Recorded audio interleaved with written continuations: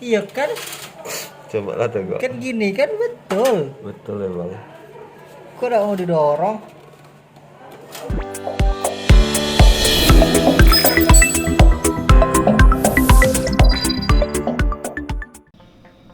Oke, langsung aja. Jadi di sini IT Kampus AI mendapatkan sebuah kasus ya, yaitu sebuah PC di mana PC ini tuh sebenarnya nyala masih ya, walaupun ini masih jadul.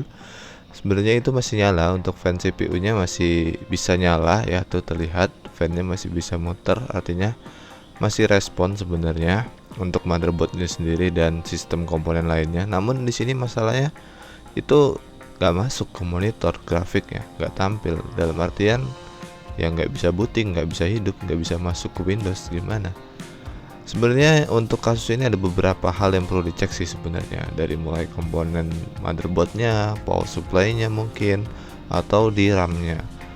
Namun di sini kita langsung mencurigai sebuah komponen paling penting, yaitu sebuah power supply-nya. Di sini kita langsung aja mencoba dengan power supply baru. Di sini kebetulan ada cadangan juga. Langsung aja dengan power supply baru ini dengan merek Furion ya, tipe 450. Ini serinya 450. Untuk unboxingnya seperti ini. Dapatnya ada kabel power tentunya ya, maklum. Biasanya power supply kayak gini pasti ada kabel power ya. Kemudian untuk isinya nggak ada buku-buku atau apa, hanya ada buku petunjuk aja. Untuk garansinya nggak ada. Ini power supply ya lumayan di bawah lah, tapi untuk segi desainnya udah lumayan ya. Jadi bentuknya putih, bersih, dan sedikit apa ya, estetik di bagian fan ya mungkin ya. Ini kita coba pasang langsung. Jadi kita nggak copot untuk power supply lamanya karena kita namanya uji coba aja. Jadi yang perlu dicopot adalah cuman kabel power motherboard 24 pin sama kabel power untuk CPU 4 pin. Di sini hanya pakai 4 pin aja untuk motherboard jenis lama. Nah, yang ini yang kabel kita colok untuk ke motherboard adalah kabel yang 4+4 ya. Jadi dari kalau power supply yang cukup baru itu biasanya soket untuk power CPU-nya itu ada 8 ya totalnya ya. Jadi dia terpisah 4-4 gitu. Beda dengan PCI untuk sorry.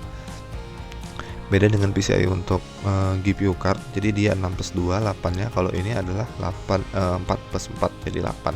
Nah, untuk motherboard jenis lama ini biasanya hanya 4 aja ya. 4 lubang aja. Jadi kita pakai aja pisah aja, belah, jadi hanya pakai 4 aja. Setelah kita pasang power CPU-nya, kita pasang untuk power motherboard-nya di sini yang 24 pin. Tentu semua motherboard saat ini masih support dengan power 24 ini, masih pakai power ini.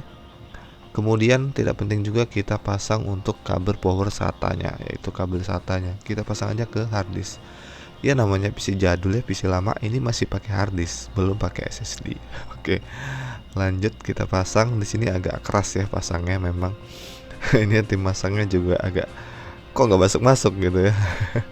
Sebenarnya ini butuh tekanan sedikit gitu biar agak lebih bertenaga.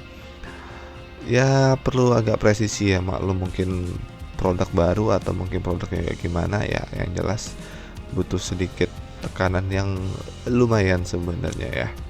Ini beberapa kali pemasangan, jadi kabel SATA-nya masih sulit untuk dipasang sampai bingung ini benar atau enggak colokan SATA-nya. Oke, harusnya bener ya. Nah, kita lihat tunggu sebentar. Oke, kita lihat itu udah pas posisinya, udah bener, tinggal masuk aja. Nah, akhirnya masuk juga untuk kabel power SATA-nya. Kemudian kalau kita pasang kabel SATA-nya yang ke motherboard, udah gitu aja. Namanya juga PC standar, PC biasa, hanya sedikit komponennya. Sebenarnya agak overkill untuk power supply ini, namun kita untuk uji coba aja kita pasang yang ini aja, nggak masalah. Ya, ini kita cek kemungkinan kabel SATA yang tadi dicolok itu sulit itu ada sedikit mungkin yang bengkok atau gimana atau sempit. Jadi yang itu kita ganti kabel dengan sebelahnya, akhirnya dipasang dengan normal. Nah, kabel 4+4 pin untuk kabel power CPU-nya atau power dari prosesornya. Jadi power supply ini lumayan ya, karena kabel power untuk prosesornya itu bisa 8+8 artinya ya. Dengan sedangkan untuk GPU-nya hanya satu sih, 6+2. Nah, di sini sudah terpasang semuanya.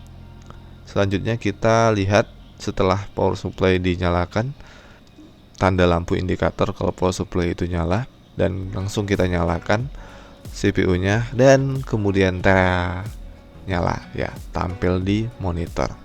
Artinya apa?